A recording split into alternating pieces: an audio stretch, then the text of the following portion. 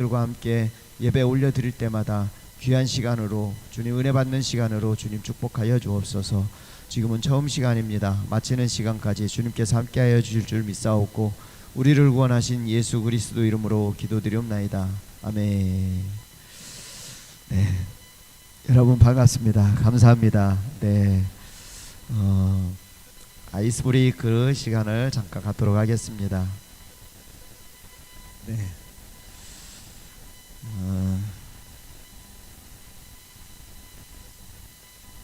네. 여러분들께서는 가족과 함께 여행했던 적이 있으십니까? 예, 여기에 우리 셀본 분들 함께 있으면 같이 함께 은혜를 나누면서 대화하면서 즐거운 이야기를 할 텐데, 저는 뭐 오래됐다라고 해야 되나?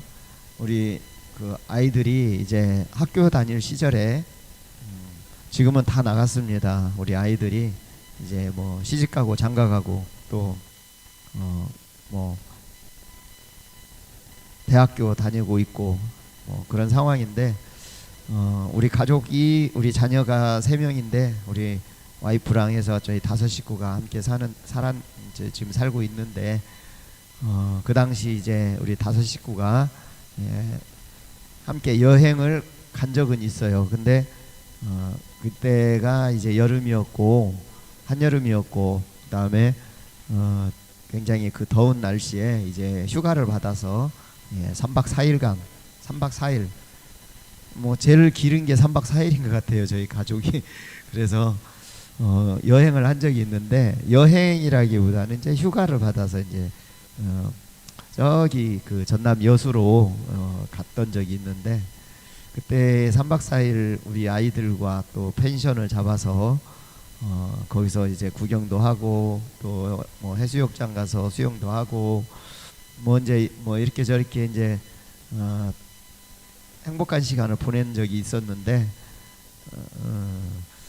우리 아이들과 함께 그때 뭐 여러 가지 이제 맛있는 것도 먹고 해서 참 행복했던 것 같아요.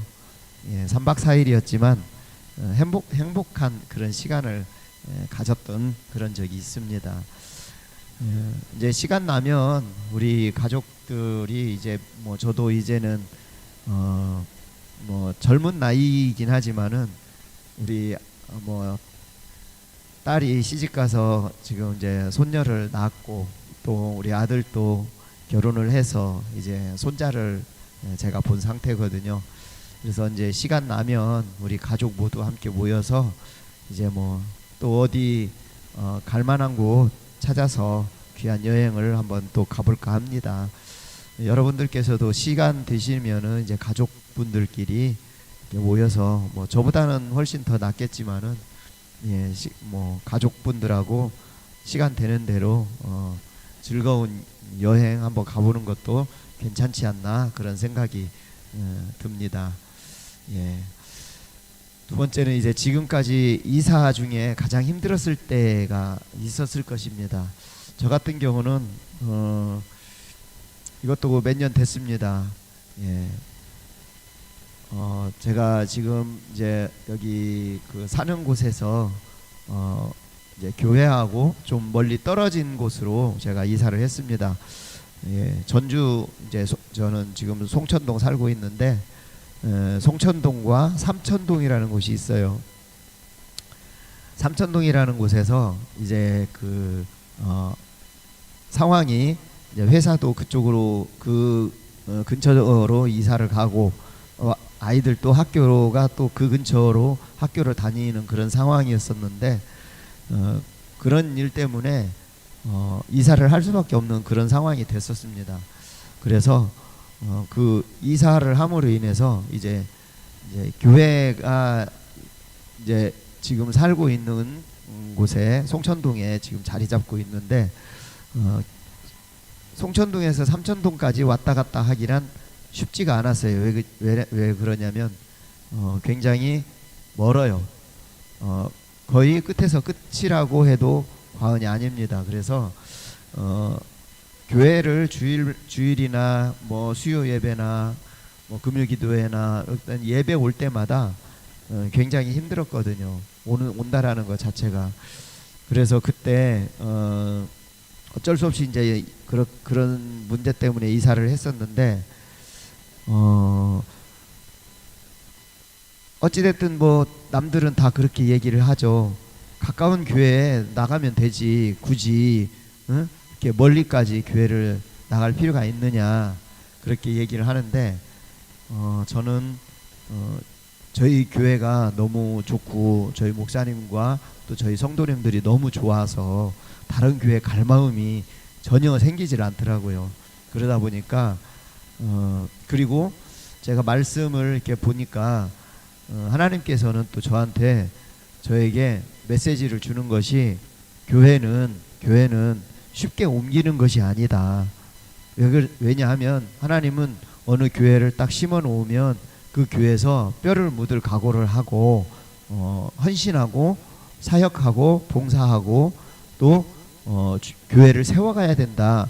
그 메시지를 저한테 주셨기 때문에 교회는 쉽게 옮기는 것이 아니라 뭐랄까요, 하나님께서 심어놓은 교회이기 때문에 저는 이 교회 자체를 나무로 비유를 하고 싶거든요. 말하자면 제가 나무라면 이 나무가 어느 한 곳에 딱 심어지면 그 심어진 나무는 그 땅 속에서 뿌리를 깊게 내려서 거기서 크고 자라서 열매 맺고 하잖아요. 그렇듯이 모든 교회 성도들은 교회가 딱 정해져 주어지면 그 교회 안에서 정말 목숨을 걸고 교회를 세워가고 지켜가고 하나님 앞에 헌신하면서 귀한 영혼들 전도하고 그러면서 교회를 부흥시켜 나가야 한다라는 하나님의 말씀의 메시지가 그렇더라고요. 그래서 저는 저희 교회에서 죽자사자 제가 뼈를 묻을 각오를 하고 뭐 특별한 일 빼놓고는 교회를 절대 옮기지 않고 이곳에서 제가 하나님의 말씀 전하고 교회 사역하면서 이렇게 복음을 전하고 있는 그런 사람입니다. 그래서 제가 다니고 있는 교회는 제가 누구 보고 뭐 교회 세워라 하나님께서 그렇게 말씀하시지만 나를 통해서 교회를 세워가기를 원하시는 하나님이시기 때문에 제가 이 교회 안에서 정말 만약에 다른 교회를 아니 다른 지역으로 이사를 갔다 해도 아마 이쪽으로 오기가 쉽지 않았을까. 물론 그 지역에 가서 교회를 정해서 뭐 그 교회를 세워갈 수도 있겠지만 저희 교회의 성도님들 중에도 다른 지역에서 우리 교회까지 이렇게 왔다 갔다 하는 그런 분들도 계시거든요. 그런 걸 봤을 때 굉장히 존경스러워요. 그런 분들 보면은. 예.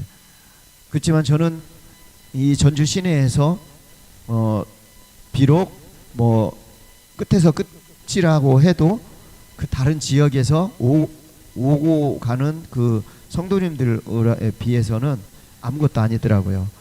그러다 보니까 이건 아무것도 아닌 것이기 때문에 충분히 제가 그 부분에 대해서 소화를 할 수 있었겠다 그 마음이 들어서 또 성도님들이 또 뭐 교회 안에서 뭐 다른 지역이나 이렇게 좀 멀리 이사를 가면 교회를 옮겨버리더라고요. 그런 문제가 있기 때문에 저도 한번 그것을 시험을 대상으로 삼아서 한번 경험을 해보고자 그런 마음이 들어가지고 그렇게 그런 기회가 오게 돼서 그렇게 이사를 했었는데 정말로 멀리 가서 내 교회까지 오기까지는 좀 힘이 들더라고요. 그래서 그때가 좀 됐어요. 한 6, 7년 됐나 지금. 그 정도 됐는데 아무튼 그때 좀 멀지도 않아요. 뭐 솔직히 뭐 여기 송천동에서 삼천동까지 뭐 좀 큰 도로 타고 가면 뭐 20분, 25분 뭐 많이 걸리면 30분 이짝저짝해서 충분히 왔다 갔다 하거든요. 별로 멀지 않은 거리라고 생각을 합니다. 예, 뭐 전주 시내가 뭐 그렇게 큰 뭐 대도시도 아니고 작은 도시 중에 하나인데 어찌됐든 이곳에는 어디를 가도 내 교회를 나갈 수 있는 그런 거리에 전주라고 할 수 있겠습니다. 어찌됐든 저희는 이제 송천동에서 삼천동으로 이사 갔을 때 그때가 가장 교회 오기가 힘들었었습니다. 네, 여기까지 하고요. 우리 함께 주님을 찬양할 텐데 우리 주 하나님이라는 찬양입니다. 이 찬양이 굉장히 은혜롭더라고요, 저한테는. 그래서 제가 한번 불러보고자 이렇게 선정을 했습니다. 여러분들께서도 이 곡을 알면 잘 따라 불러주셨으면 좋겠습니다. 모르시면 또 여러 가지 뭐 유튜브에도 뭐 이 찬양이 있으니까 들어보시면서 배우는 우리 셀원 분들, 유튜브 가족 모든 분들 됐으면 좋겠습니다. 우리 한번 찬양을 드려보도록 하겠습니다.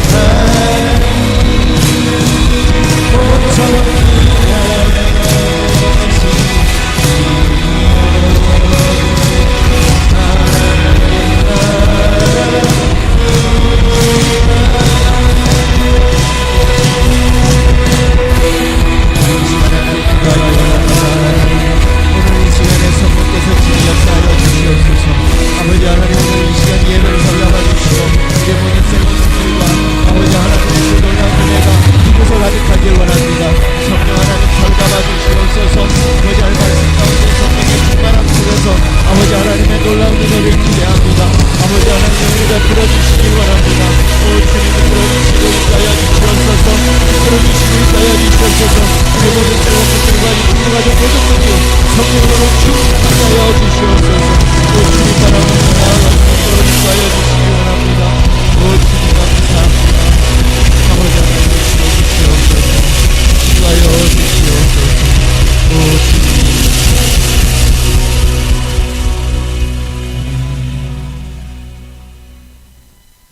거룩하시고 자비로우신 하나님 아버지, 감사와 찬양과 영광을 올려드립니다. 이 시간을 통하여서 아버지 하나님 함께하여 주시옵소서. 우리가 주님 앞에 나아갑니다. 이 시간을 통하여 아버지 하나님 함께하여 주시기 원합니다. 이 예배를 영과 진리로 드리는 귀한 시간 될 수 있도록 주님 붙들어 주시옵소서. 아버지 하나님, 원하옵기는 아버지 하나님께 온전히 영과 진리로 예배를 드리는 이 시간에 아버지 하나님께서 저희들의 기도를 응답하여 주시길 원합니다. 아버지 하나님이여, 우리 셀원분들을 주님께서 인도하여 주시옵소서. 저를 포함하여 아버지 하나님, 우리 송종환 한수 집사님, 전상윤 한수 집사님, 김순규 한수 집사님, 노정철 집사님, 박기인 집사님, 박동수 집사님, 김평복 성도님, 김견석 집사님, 김학두 집사님, 아버지 하나님, 이 셀원 모두가 하나님 앞에 신실한 예배자로 모이기에 힘쓰는 우리 남성 이셀 될 수 있도록 주님 축복하여 주시옵소서. 셀 가족 모두가 주일 예배, 금요기도회, 셀 예배 아버지 하나님 소중함과 중요성을 알고 기본 자세로 주님 삶 속에서 시간을 뽀개어 드릴 수 있는 아버지 하나님이여 담대함을 주시길 원합니다. 또한 모든 분들의 가정과 직장과 사업장과 아버지 하나님이여 모든 일들의 범사가 잘 될 수 있도록 주님 인도하여 주시길 원합니다. 또 교회에서나 사회에서 주님의 영광을 드러내며 귀하게 쓰임받는 우리 남성 이셀 될 수 있도록 주님 인도하여 주시옵소서. 아버지 하나님이여 세계 선교를 위해서 아버지 하나님이여 모든 한국교회와 또 우리가 섬기는 우리 선교지와 선교사님들을 주님 축복하여 주시옵소서. 특별히 아버지 하나님, 우리가 아버지 하나님 섬기고 있는 에티오피아를 주님 축복하여 주시고 아버지 하나님이여 그 안에 있는 우리 브르카덴벨 교회와 또 신봉섭 선교사님을 위해서 아버지 하나님이여 물실과 아버지 하나님이여 물심양면으로 아버지 우리가 선교하며 헌신할 수 있도록 주님 붙들어 주시길 원합니다.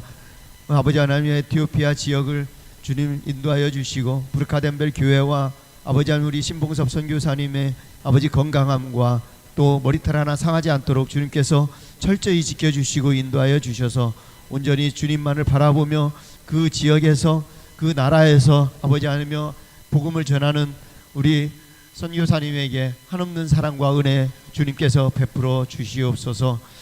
또한 우리 목사님 위해서 기도합니다.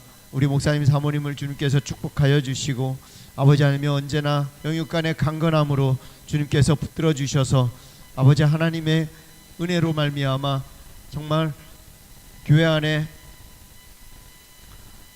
복음을 전할 때마다 성령의 충만한 은혜로 기름 부어주시고 우리 목사님 아버지 하나님이여 머리털 하나 상하지 않도록 인도하여 주시고 영권과 물권과 인권을 아버지 하나님이여 인도하여 주셔서 주님이 원하시는 삶으로 주님 축복하여 주시옵소서. 아버지 하나님이여 이 시간 말씀 전하는 시간 아버지 하나님 앞에 온전히 정말 주님께서 말씀하여 주시고 성령의 충만한 은혜로 인도하여 주셔서 말씀에 귀 기울이게 하시고 모든 이들이 은혜 받는 귀한 시간으로 주님 축복하여 주시옵소서. 모든 것 주님 앞에 맡겨드립니다. 지금은 처음 시간이 오니 마치는 시간까지 성령께서 친히 역사하여 주시고 붙들어 주시옵소서. 모든 말씀 우리 주 예수 그리스도 이름으로 기도드리옵나이다. 아멘. 주님 감사합니다.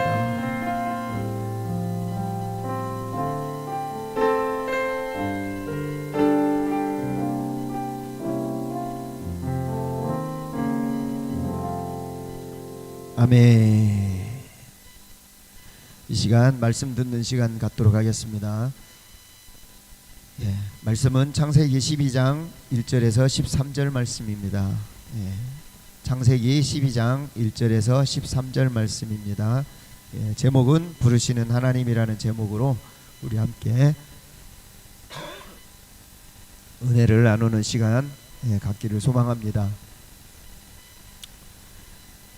창세기 12장 1절에서 13절 말씀입니다. 제가 봉독해 올려드리겠습니다.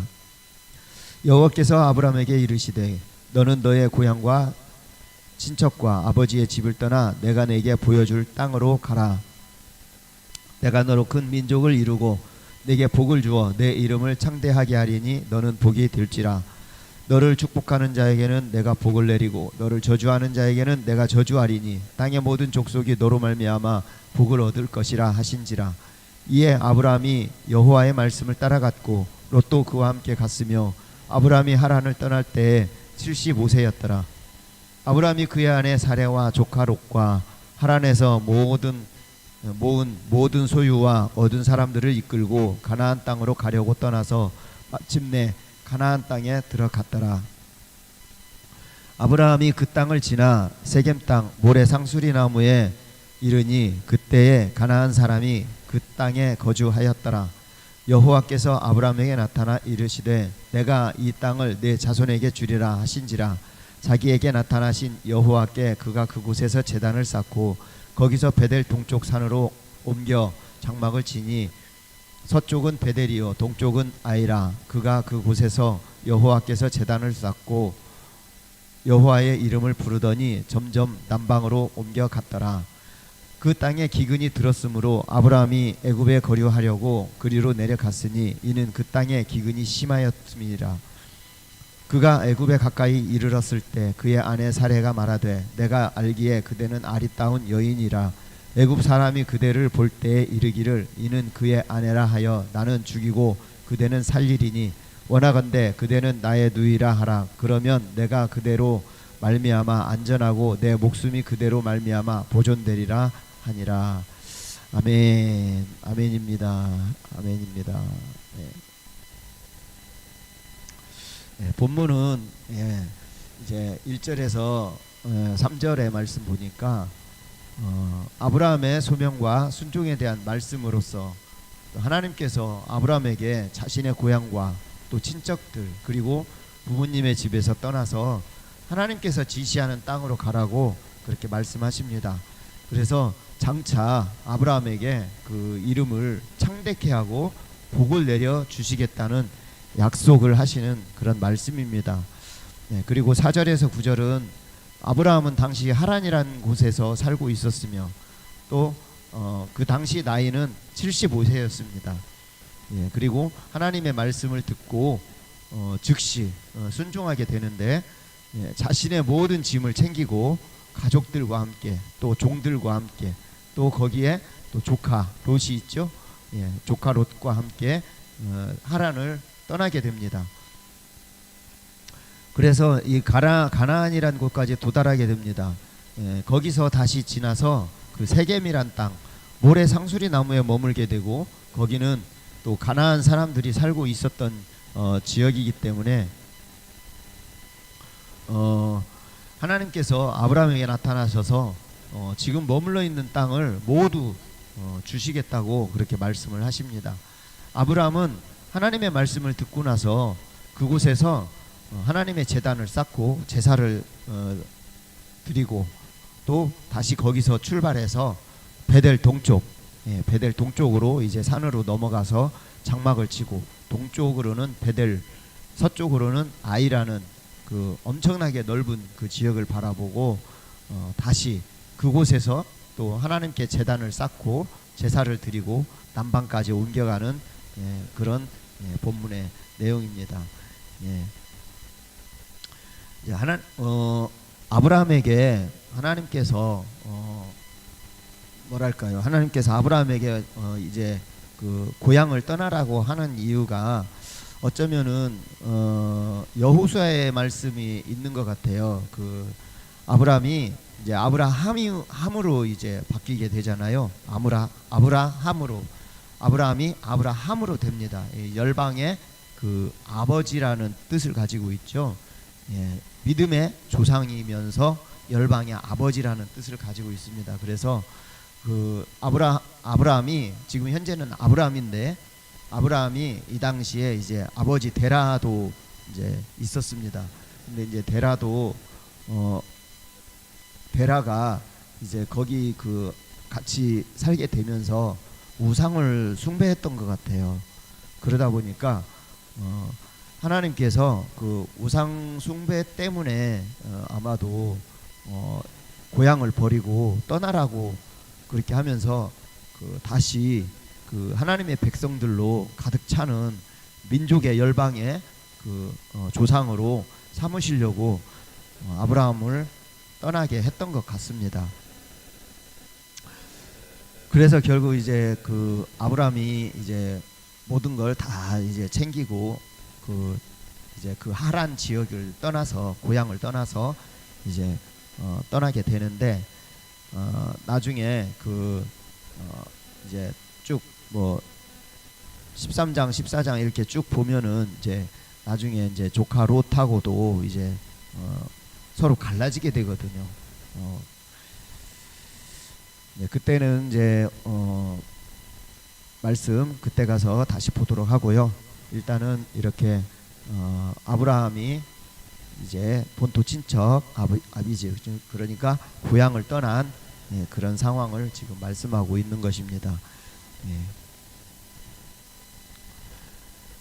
하나님께서 아브라함에게 처음으로 하신 말씀이 있습니다. 처음으로 하신 말씀이 있는데 그게 무엇입니까? 1절에 보니까 여호와께서 아브라함에게 이르시되 너는 너의 고향과 친척과 아버지의 집을 떠나 내가 네게 보여줄 땅으로 가라. 하나님께서 그렇게 말씀하십니다. 아브라함에게 고향을 떠나라고, 아버지의 집을 떠나라고 합니다. 이 당시 글쎄요 어디 말씀인가는 모르겠습니다. 여호수아 말씀에 아마 있는 것 같아요. 그걸 보니까 데라가 아브라함의 아버지잖아요. 데라가 우상 숭배를 했던 것 같아요. 그래서 하나님은 분명하게 우상 숭배를 싫어하시잖아요. 그 우상 숭배 때문에 아무래도 데라와 아버지인 데라에게서 떨어지게 하는 그런 이유도 없지 않아 있을 것 같다 그런 생각이 들기도 합니다. 그래서 하나님께서는 아브라함에게 모든 걸 챙겨들고 이제 고향을 떠나서 하나님께서 지시할 땅으로 가라는 땅으로 가라고 합니다. 그래서 고향과 친척과 아버지의 집을 떠나서 하나님께서 보여줄 땅으로 가라고 그렇게 명하시죠. 나중에 이제 아브라함이 이제 17장에 가서는 아브라함으로 이제 바뀝니다. 이것은 이제 믿음의 조상이면서 열방의 아버지란 뜻을 가지고 있죠. 아브라함에게 약속하신 복이 있습니다. 아브라함이 이제 17장 가서 아브라함으로 이제 바뀌게 되는데 우리가 전체적으로 이 아브라함의 복을 들자면은 아브라함의 복은 5가지의 복이 있습니다. 근데 그런 5가지의 복이 민족의 복, 또 열방의 복, 또 개인의 복, 자녀의 복, 또 무슨 복이지? 또 자손의 복, 이렇게 5가지가 있는 걸로 알고 있습니다. 그래서 이 복을 통틀어서 하나로 통일한다면은 모든 우리가 하나님을 믿으면 이 모든 복이 우리가 생활하는데 우리가 살아가는데 모든 삶에 모든 삶 자체가 이 속에 다 들어있는 거예요. 하나님 앞에 우리가 그렇게 순종하고 믿음대로 순종하면서 나아가면 그 모든 복이 우리에게 하나님께서 다 주신다라는 거예요. 이게 이제 금방 말씀드렸던 뭐 개인의 복, 열방의 복, 민족의 복, 자녀의 복, 자손의 복 이런 복들이 땅의 복이네. 땅의 복, 하늘의 복, 땅의 복, 또 민족의 복, 열방의 복, 개인의 복 이렇게 되는 것 같아요. 그래서 그 복이 우리한테 주어지는 것이 하나님은 그렇게 천배만배 우리에게 주시려는 그런 사랑의 하나님이시잖아요. 그 하나님께서 이렇게 아브라함을 부르셔서 그렇게 약속을 하십니다. 그래서 이제 민족의 민족을 이루어가고 나라와 나라를 이제 이루어가게 되는 거죠. 이제 2절에 보니까 2절 3절 보니까 내가 너로 큰 민족을 이루고 내게 복을 주어 내 이름을 창대케 하리니 너는 복이 될지라. 복이 되게 하신다라는 그 말씀을 아브라함에게 주십니다. 그래서 하나님은 이제 아브라함에게 그렇게 복을 내리죠. 축복하는 자에게는 복을 내리고 저주하는 자에게는 저주할 것이다. 그래서 땅의 모든 족속이 너로 말미암아 복을 얻을 것이다. 이렇게 말씀을 하십니다. 그러니까 우리가 복을 받을 수 있는 건 하나님을 온전히 신뢰하고 그 믿음대로 나아가면 우리는 하나님께서 그 복을 다 주신다라는 그런 메시지가 바로 여기 말씀에 있습니다. 예, 큰 민족을 이루고 이름을 창대케 하실 것이며 축복하는 자에게 복을 주시고 저주하는 자에게는 저주하실 것이라고, 또 모든 땅이 아브라함으로 말미암아 복을 얻게 될 것이라고 그렇게 약속하십니다. 네. 하나님은 아브라함은 하나님 말씀에 어떻게 반응을 합니까? 여기에서 이제 반응을 하게 되죠. 이제 이 당시 나이가 이제 75세인데 75세입니다. 4절 보니까 이에 아브라함이 여호와의 말씀을 따라갔고 롯도 그와 함께 갔으며 아브라함이 하란을 떠날 때 나이가 75세였더라. 예. 아브라함이 이제 하나님 말씀에 즉시 순종을 합니다. 다 이제 말씀을 하시니까 그냥 순종하는 거예요. 갈 바를 알지 못하고 어디로 가는지도 몰라요. 아브라함은 하나님께서 그냥 지시할 땅으로 가라 했으니까 그냥 믿고 순종하는 거예요. 우리가 하나님의 말씀을 이렇게 접할 때 보면은 하나님 말씀대로 우리가 순종하고 말씀대로 우리가 살아가면 하나님은요 그때그때 그렇게 복을 주시는데, 그 복을 받는다는 건 참 어떻게 보면은 쉽기도 하지만 어렵습니다. 왜냐하면 우리가 완전하지 않기 때문에 우리가 나름대로 하나님께서 명하시는 그 말씀을 따라간다라고 본다면은 굉장히 힘들거든요. 때로는 시험도 있고 환난도 있고 문제도 있고 어려움도 있고, 그래서 하나님은 좁은 문으로 들어가라고 하잖아요.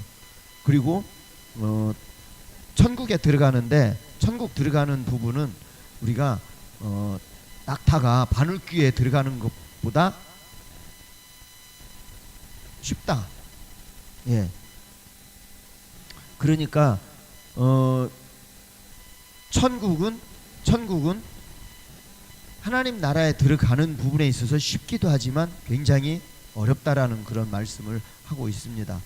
그래서 이제 아브라함이 하나님 말씀을 그 즉시 순종을 하게 되는데, 이때 이제 그 함께 가는 가족이 있죠. 예, 조카 롯까지 이제 챙겨서 이제 떠나게 됩니다. 그래서 조카 롯과 함께 조카 롯만 데리고 가는 게 아니에요. 조카 롯도 이제 나름대로 가족이 있을 거 아닙니까? 그 가족들과 함께 그렇게 이제 하란에서 떠나게 됩니다. 그 당시 나이가 75세였다라고 합니다. 예. 이 당시 이제 75세 때는 아브라함이 자식이 없었죠. 예. 아브라함의 아내가 이제 사레잖아요. 사레. 나중에 이제 17장에 넘어가면 이제 이 와이프인 사레도 사라로 이름이 바뀝니다. 예. 그래서 아브라함이 이제 자녀를 이제 보게 될 때가 언제냐면 99세거든요. 99세 때에 자식을 보게 되는데, 하나님의 말씀을 따라서 이제 가족과 조카 롯과 함께 그 하란 지역을 떠나게 됩니다. 예, 이 당시에 이제 아브라함은 자식이 없었죠. 예.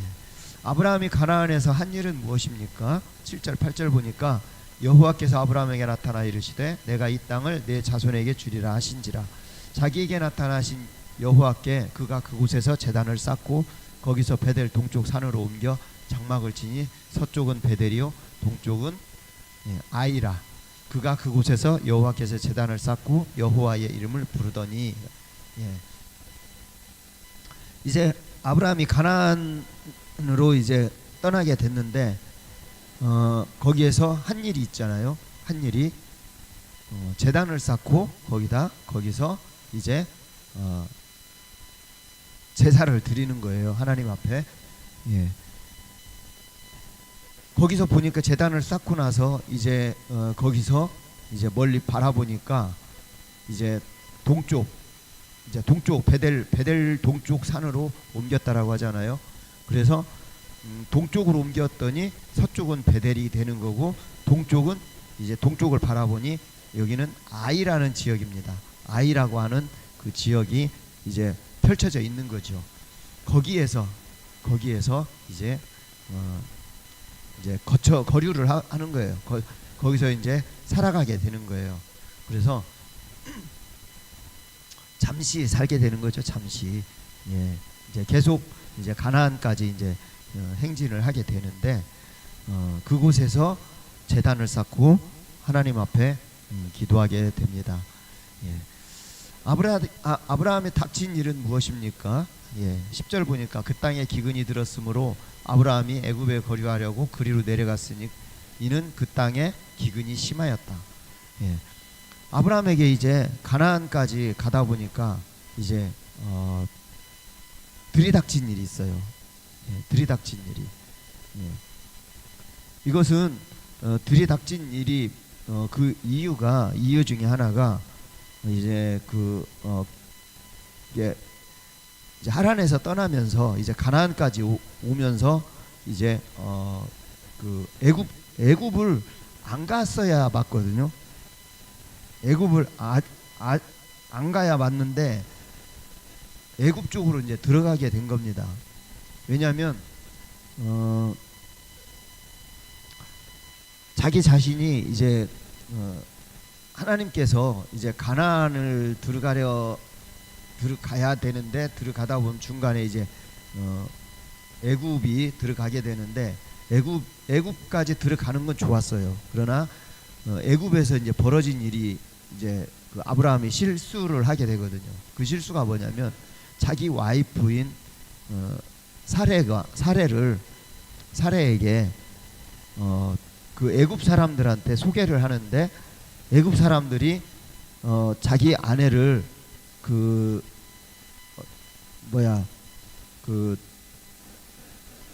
뭐랄까요? 아내로 소개를 하면은 자기가 그 위협을 당할 수 있다. 자기 가족들까지 다 위협을 당할 수 있다라고 스스로 판단을 했던 것 같아요. 그래서 그 아브라함이 애굽에 들어가기 전에 이제 거기를 통과를 해야 되는데 애굽 사람들이 자기를 해할까 봐서 자기 가족들이나 자기들을 해할까 봐서 그게 두려워서 애굽 사람들한테 이제 와이프 사레한테 그렇게 이야기를 하는 거예요. 자신을 아내라고 하지 말고 누이라고 그렇게 속이라고 그렇게 말을 해주는 거예요. 그렇게 하다 보니까 그렇게 그 사레에게 아내가 아닌 누이라고 속여서 얘기를 하라고 하는 그 부분 때문에 결국 그 아브라함이 애굽에 들어가면서 그 와이프한테 이제 애굽 사람들 만나면 누이라고 그렇게 말을 해버리니까 사람들이 굉장히 이 사례가 굉장히 예뻤다고 해요. 굉장히 아리따운. 예. 그래서 그 아내가 이제 아내가 아니라 누이로 이제 사람들한테 소개를 하다 보니까 뭐랄까요?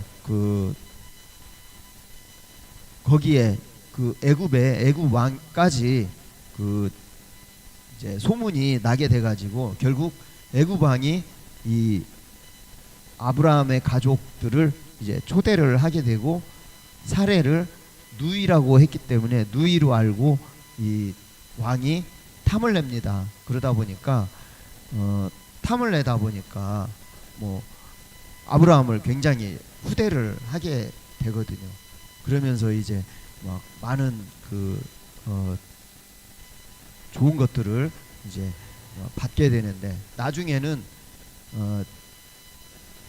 알게 되죠. 이게 와이프가 아니라 하나님께서 이제 아니야 와이프 이게 누이가 아니라 와이프라는 걸 알게 되는데, 이게 이제 하나님께서 그 애굽 왕을 굉장히 어렵게 만들어 버리거든요.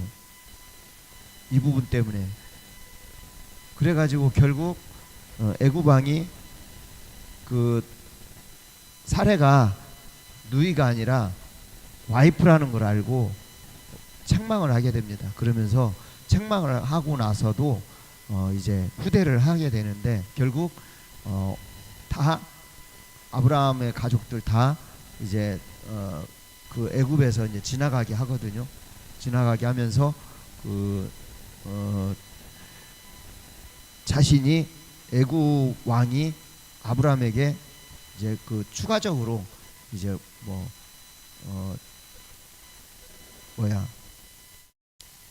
여러 가지 이제 생활용품 같은 거, 그런 것들을 이제 더 이렇게 얹어주면서 보내게 됩니다.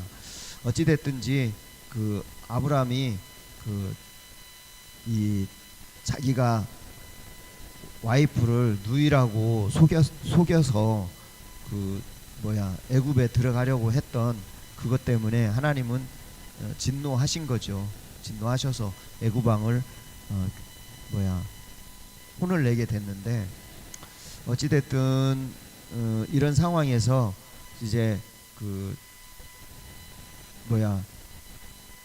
애굽으로 들어가려고 했는 그 곳이 기근이 심했다고 해요. 굉장히 기근이 심해졌고, 또 거기서 살 수가 없으니까 이제 애굽이란 곳까지 이제 넘어가게 되는데,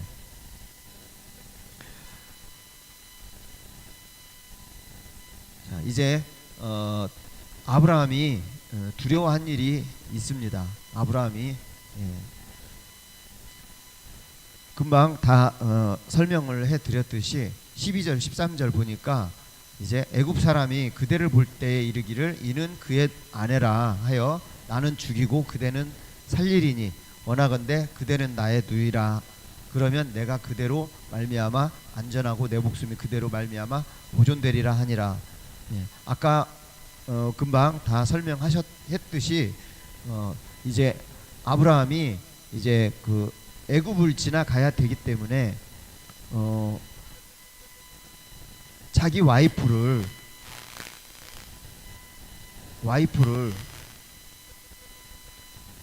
누이라고 이제 사람들한테 속이라고 그렇게 하는 바람에 이제 애굽에서 그런 일이 벌어집니다. 그러다 보니까 나중에 이제 애굽 왕이 아까 말씀드렸듯이 그 애굽 왕이 하나님에게서 굉장히 큰 피해를 보게 돼요. 하나님께서 이제 힘들게 하죠. 그래서 결국 아내 사례를 이제 누이라고 속여 말하게 했기 때문에 하나님께서는 더 그 애굽 왕을 더 힘들게 했습니다. 그래서 어찌됐든 아브라함은 여기를 통과를 하게 되는데, 이제 통과를 해야 되는 부분이 두려웠던 거죠. 자기 자신이 해야 할까 봐서. 그래서 우리가 정말 그 하나님 앞에 무언가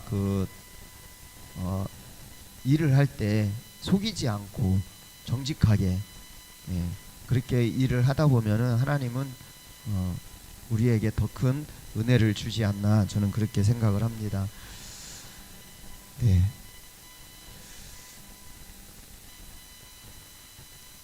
여러분들은 하나님의 말씀에 하나님의 부르심에 어떤 뜻을 깨닫습니까?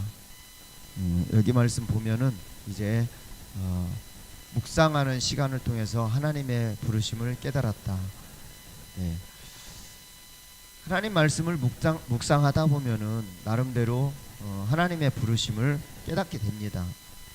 그렇기 때문에 우리가 묵상하는 시간이 더 많아야 되고, 또 하나님의 말씀을 통해서 우리가 하나님께서 나를 통해서 어떤 일을 하는지, 또 어떤 부르심 앞에 우리가 순종을 하는지, 또 하나님께서 어떻게 교회를 세워가는지를 우리는 말씀을 통해서 깨달아야 한다라는 것이죠.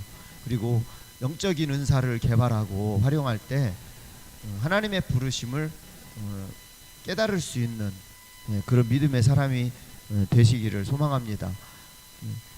우리는 하나님 앞에 그 은사를 받았어요. 각양각색의 은사. 그 은사가 여러 가지잖아요. 뭐 봉사의 은사도 있고, 뭐 말씀 전하는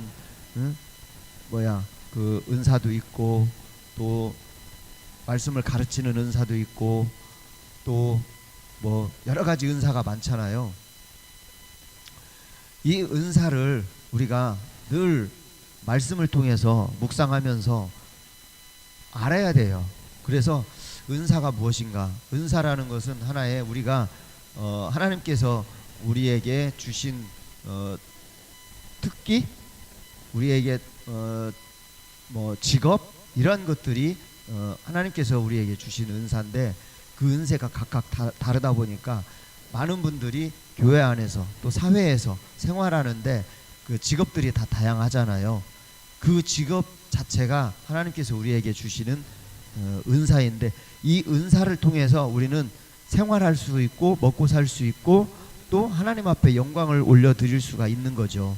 그래서 이 은사를 가지고 우리가 하나님 앞에 부름을 받았는데, 우리가 교회 안에서는 이 은사, 즉 직업이나 또 뭐 특기나 또 취미나 이런 것들이 은사인데, 이것들을 가지고 우리가 하나님 앞에 영광을 올려드리는 겁니다. 교회를 세워가는 거예요. 그래서 나름대로 모든 분들의 보면은 다 뭐 특기나 적성이나 뭐 취미나 이런 것들, 직업이나 이런 것들이 다양한데, 이것을 가지고 우리가 감사함으로 하나님 앞에 예배하면서 교회를 나름대로 헌신하면서 세워가는 거죠. 그래서 저 같은 경우는 이제 봉사의 은사를 받았는데, 나름대로 교회 안에서 이제 뭐 여러 가지 이제 뭐 교회 일들이 저한테도 많이 주어져 있거든요. 또 예배 예배 또 찬양의 은사도 있고, 그러다 보니까 찬양 인도자로 사역도 하고, 또 저는 직업이 운전업입니다. 예. 운전해서 먹고 살아요. 예. 그렇기 때문에 차량 운행이라든지 이런 일을 하게 되고, 또 나름대로 이제 뭐 손재주가 좀 제가 뭐 다 뭐 전문적이진 않지만 그 은사 자체가 이제 뭐 이렇게 손에 재주가 있어서 여러 가지 뭐 이렇게 뭐 기계라든지 이런 것들을 잘 다루다 보니까 교회 안에서 필요한 일들이 굉장히 많아요. 그래서 그 일을 그 일로 인해서 이제 헌신하는 그런 은사로 그렇게 사역을 하고 있거든요. 그래서 이 영적인 은사를 우리가 개발했을 때, 이것을 또 활용할 때마다 우리는 하나님 앞에 부름을 받은 거죠. 하나님 앞에. 그래서 우리는 하나님 앞에 부름을 받고 그 사역을 감당할 때, 하나님께서는 그 사역을 감당하는 사람들마다 거기에 대해서 뭐 30배, 60배, 100배의 결실을 맺게 하고, 또 나름대로 영혼 구원함에 있어서도 하나님께서 그 능력과 또 성령의 그 충만함으로 그 나타나게 하셔서 귀한 영혼들 세워가는 그런 일들을 이제 하게 되는 것이죠. 그리고 새로운 도전의 직면에 하나님께 도움을 구할 때 응답을 통해서 하나님의 뜻을 깨닫는다. 어떻습니까? 하나님께 도움을 구할 때 응답을 받죠. 응답을 받으면 그때 이게 하나님의 뜻이구나라는 것을 나름대로 깨달을 수가 있잖아요. 무언가 일을 했을 때 그 일이 하나님 앞에 기도하면서 그게 이루어졌을 때는 우리가 그때는 모르지만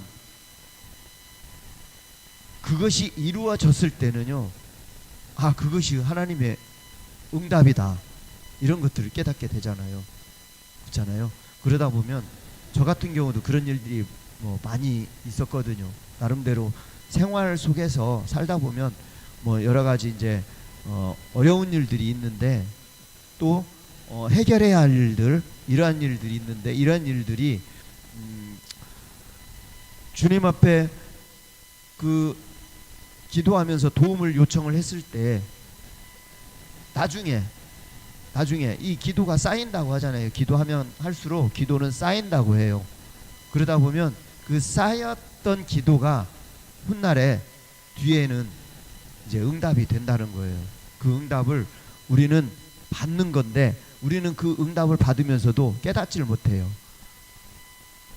우리가 그렇게 하나님 앞에 기도를 했는데 그 뭔가 물질을 달라고 기도를 했든지 뭐 사역을 달라고 기도를 했든지 은사를 달라고 기도를 했든지 하다 보면 그 기도의 응답이 분명히 옵니다. 그런데 그것을 우리가 깨닫지를 못해요. 나중에는 그 일들이 다 이루어졌을 때는 이게 하나님의 뜻이었구나, 하나님께서 나에게 응답해 주셨구나라는 것을 깨달을 수가 있는 거죠. 예, 여러분들께서 혹시라도 뭔가 이루어졌던 것들이 있으면, 이루어진 것이 있으면 한번 확인해 보세요.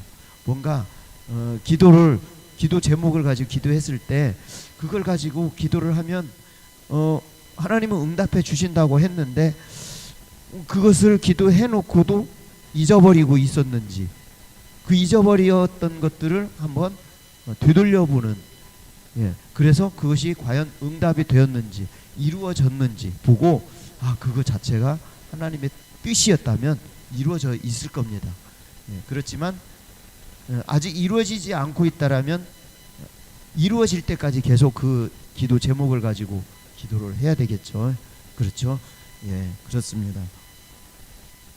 예배나 기도 찬양을 통해서 부르심을 깨닫는다. 그렇습니다.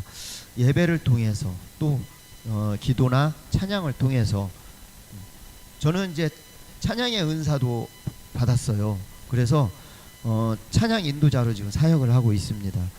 오늘도 이제 오후 찬양 예배 제가 찬양 인도 이제 했는데 많은 분들이 많이 은혜를 받는다고 해요. 저는 모르겠습니다. 그러나 은혜 받는다고 하는데 정말 감사하죠. 저는 이것이 뭐 제가 했다라는 게 아니라 저를 통해서 하나님께서 하시는 일이니까, 그래서 많은 성도님들에게 은혜의 해가 됐으니까, 은혜가 됐으니까 저한테 은혜가 됐다라고 이렇게 말씀을 해 주십니다. 그럴 때마다 저도 정말 내 하나님의 부르심 앞에 내가 정말 순종하는 이 마음이 정말 굉장히 기뻐요. 기쁘고 보람 있고 행복하고 즐거운, 예, 그런 그 기분을 마음껏 누리거든요. 그러다 보니까 정말 이렇게 교회 사역을 할 때마다 정말 하나님의 은혜 아니면은 기뻐할 수가 없는 거잖아요. 그렇죠? 그러다 보니까 정말 나를 통해서 하나님께서 이렇게 많은 분들이 은혜 받고 또 하나님께서 모든 사역을 감당하게 하시는구나. 저뿐만이 아니라 뭐 그 안에 이제 그 뭐랄까요, 그 사역하시는 분들이 다 각자의 사역 속에서 다 그 기쁨을 누리면서 사역을 하시는데, 그럴 때마다 본인들도 다 하나님의 부르심 앞에 순종하는 것이잖아요.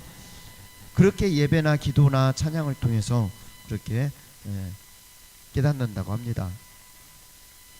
어떻습니까? 오늘 말씀을 통해서 뭐 두서없이 이렇게 설명을 하지만 저도 이렇게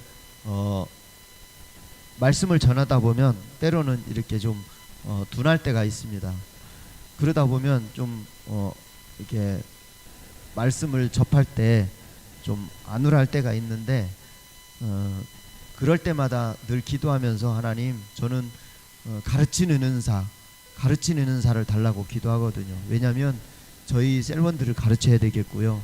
또 저도 누군가를 가르쳐서 정말 하나님 앞에 헌신하는 자 재생산을 또 해야 되고, 그러다 보면은 영혼들을 세워가야 되기 때문에 우리 세브론분들 정말 세워갔으면 저는 좋겠는데, 이렇게 그 모든 분들이 다 직장이라든지 여러 뭐 사업장이라든지 이런 부분들이 다들 살아가기가 이제 버거워서 참여를 잘 못하니까 그러는 건데, 어찌됐든지 모여서 기도하는 거 저의 기도 제목입니다. 모여서 예배하는 거, 기도하는 거, 이것이 저는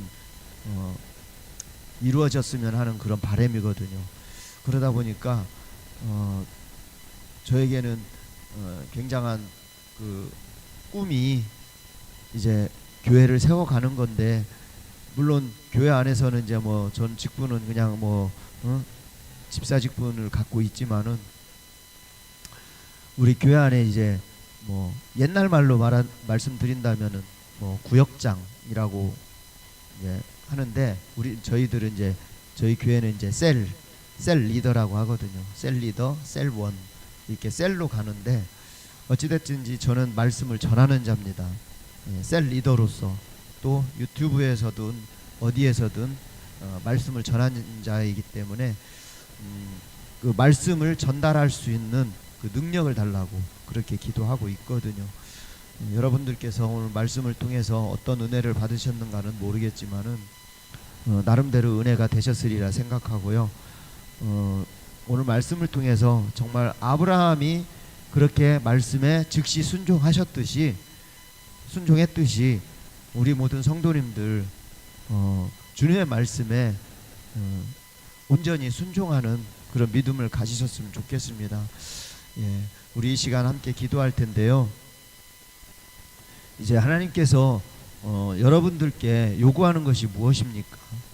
그 요구하는 것이 무엇인지 기도하셨으면 좋겠습니다.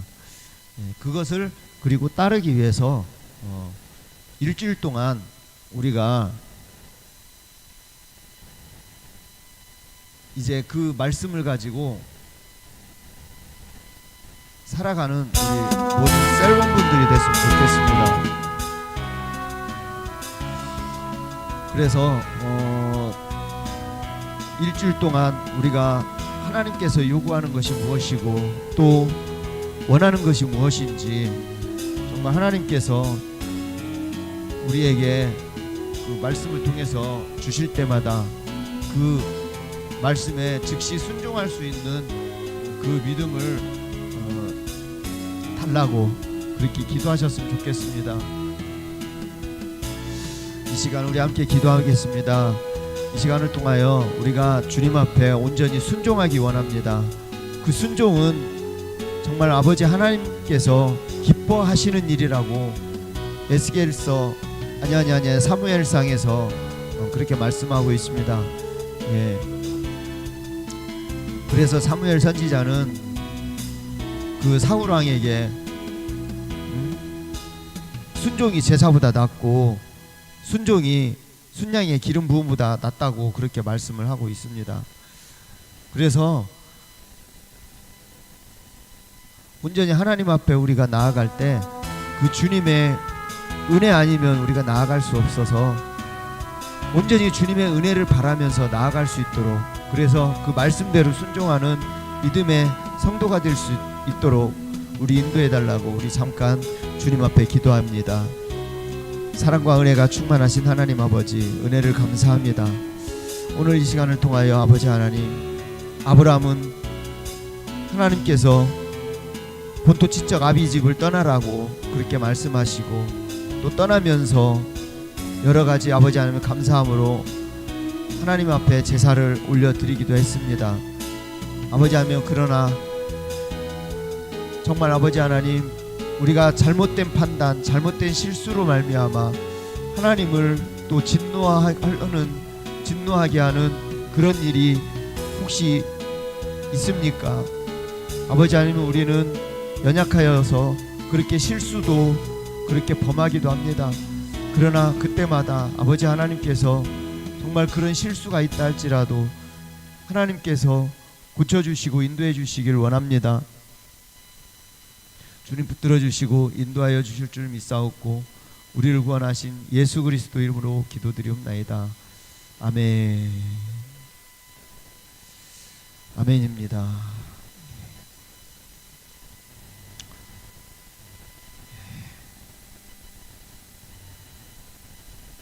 이 시간 우리 찬양 한 장 또 드리면서 준비하신 헌금 올려드리면서 주기도문하고 예배를 마치도록 하겠습니다.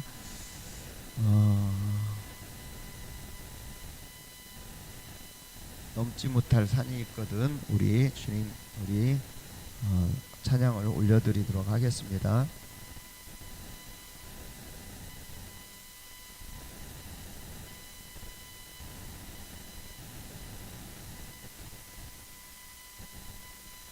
죄송합니다. 제가 좀 찾았어야 되는데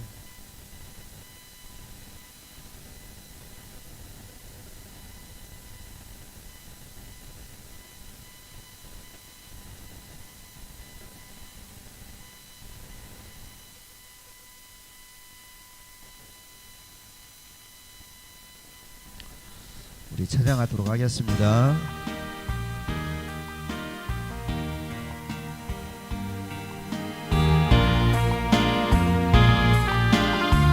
넘지 못할 산이 있거든 넘지 못할 산이 있거든 주님께 맡기세요.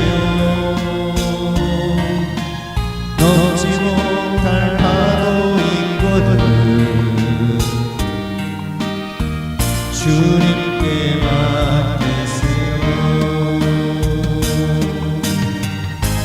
우리 가야 할 길은 멀고도 험하여 허덕이며 가야 하는 우리 인생인데 이럴 때 우린 누굴 의지하여 주님밖에 없어요. 나는 그 길 갈 수 없지만 주님이 되신가요? 넘지 못할 도인 주님께 맡기세요. 참지 못할 슬픔이거든 주님께 맡기세요. 우리 살아갈 길은 눈물의 골짜기 내 입으로 참지 못해는 흐르기네. 이럴 때 우린 누굴 의지하나요? 주님밖에 없어요. 나는 그 길 갈 순 없지만 주님이 되신가요?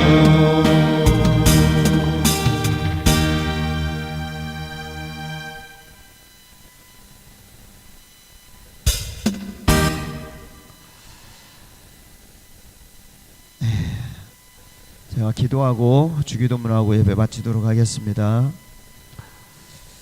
거룩하신 하나님 아버지 감사합니다. 오늘 이 시간에도 아버지 하나님 함께하여 주셔서 감사합니다. 주님 오늘 말씀을 통하여서 우리가 즉시 순종하는 자 되기를 원합니다. 아브라함처럼 순종하는 자 되어서 온전히 아버지 하나님 앞에 헌신하며 교회를 세워가길 원합니다.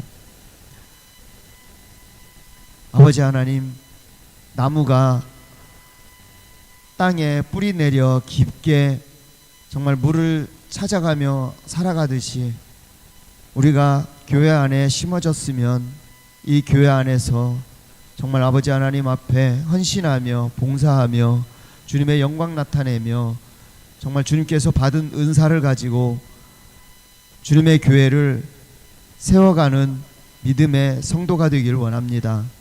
아버지 하나님, 우리가 할 일은 오직 말씀을 전하며 정말 그 말씀대로 순종하며 나아가는 우리 모든 셀원분들과 유튜브 가족 모든 분들이 되기를 소망합니다. 아버지 하나님께서 인도하여 주셔서 온전히 주님 앞에 나아갈 때 주님, 내가 여기 있나이다, 그렇게 고백하는 우리 믿음의 성도님들 다 될 수 있도록 주님 도와주시옵소서. 각자의 아버지 하나님의 삶 속에서 주님의 영광을 드러내며 주님의 말씀을 선포하며 전도하며 귀한 영혼을 아버지 하나님의 살려내는 그러한 믿음의 성도로 살아갈 수 있도록 주님 도와주시옵소서. 아버지 하나님, 이 시간에 귀한 예물 주님 앞에 올려드립니다. 이 예물이 어디에 쓰이든지 아버지 하나님께서 인도하여 주시고 함께하여 주셔서 온전히 아버지 하나님의 영광만을 위하여 드러내는 물질이 되게 도와주시옵소서. 아버지 하나님, 여기 모인 모든 분들에게 한없는 사랑과 은혜 베풀어 주시고 온전히 주님만을 바라보며 한 주간의 삶도 주님의 은혜 가운데 살아갈 수 있도록 축복하여 주시옵소서. 이제 마치는 시간입니다. 주님, 이제 한 주간의 삶도 주님께서 원하는 삶으로 주님 살아갈 수 있도록 도와주시고 불꽃 같은 눈으로 주님 지켜주셔서 정말 아버지 하나님의 은혜로 한 주간 살아갈 수 있도록 주님 붙들어 주시옵소서. 모든 것 주님 앞에 맡겨드리며 나를 구원하신 예수 그리스도 이름으로 기도드리옵나이다. 아멘. 감사합니다. 이 시간 우리 주기도문하고 예배 마치도록 하겠습니다. 하늘에 계신 우리 아버지, 아버지의 이름을 거룩하게 하시며 아버지의 나라가 오게 하시며 아버지의 뜻이 하늘에서와 같이 땅에서도 이루어지게 하소서. 오늘 우리에게 일용할 양식을 주시고 우리가 우리에게 잘못한 사람을 용서하여 준 것 같이 우리 죄를 용서하여 주시고 우리를 시험에 빠지지 않게 하시며 악에서 구하소서. 나라와 권능과 영광이 영원히 아버지의 것입니다. 아멘. 아멘. 한 주간의 삶을 살아가시길 소망합니다. 예배를 모두 마치도록 하겠습니다. 감사하고 다음 주 다음 셀 모임 예배는 토요일 날 드리도록 하겠습니다. 토요일 날 그때 다시 뵐 수 있었으면 좋겠습니다. 모두가 행복한 시간 되시길 소망하면서 여러분 추운 날씨에 건강 잘 챙기시기 바라며 예배를 마치겠습니다. 여러분 감사합니다. 수고하셨습니다.